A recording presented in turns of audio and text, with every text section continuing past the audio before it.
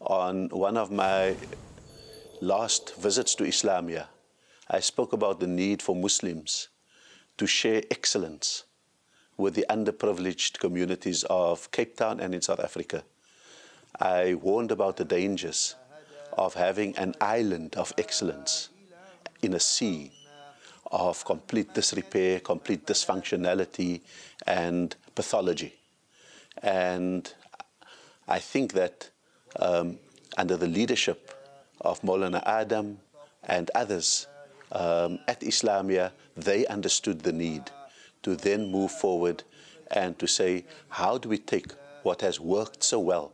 How do we take the great results that a high school like Islamia is able to produce and generalize it? Two Oceans Education Foundation has been established to open free and low-cost community schools, especially in the underprivileged areas.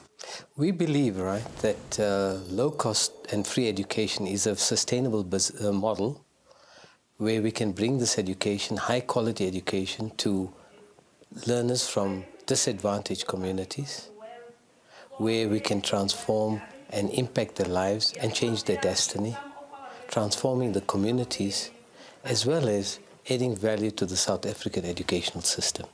The foundation then started a leadership college where some of the brightest minds in the township are given the opportunity to fulfill their potential and contribute positively to the development of this country.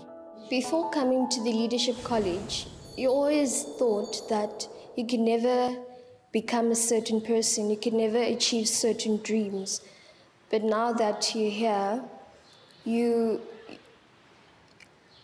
can achieve your goals. These learners are basically chosen on merit. Some of them academic merit, sports, and also other leadership qualities.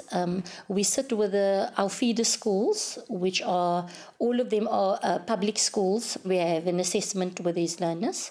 Then it's a private personal interview, and from there we recruit them into the schools. In the 4 years, there has been one dropout.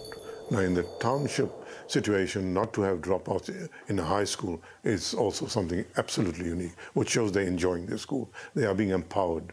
And in part of the empowerment to these children is that we call them leaders, not learners. So they are culturized sort of to understand that they have to become leaders and contribute back. Opportunities for access to better schools and education are sorely limited within the townships. This, coupled with socio-economic problems such as gangs, drugs and teenage pregnancies, lead to a high number of dropouts, which become a contributing factor for poverty. We can do all the things that we are doing to build a safety net for the poor. We can give them free water as we do, free electricity as we do, pensions when they get old, child support grants when they are young, and do all the things that South Africa is doing so well and is a world leader in. However, it is not in the long run sustainable to do that. How do we make the transition from giving the fish to giving the rod? And that's where education comes in. This idea of using education to improve the lives of the less fortunate has found support in many quarters.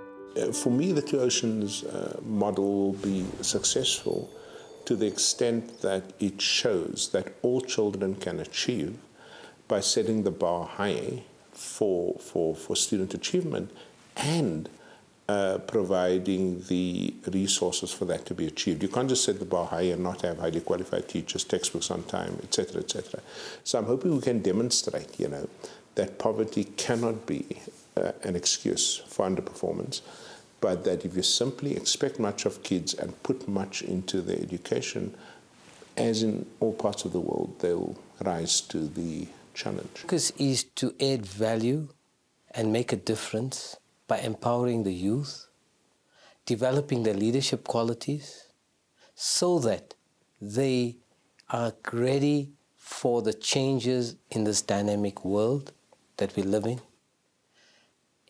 making a difference in transforming their lives and their communities, so that they can really transform and make a difference in wherever they are, in whichever situation they are encountering opportunities, they can seize opportunities and grow from strength to strength.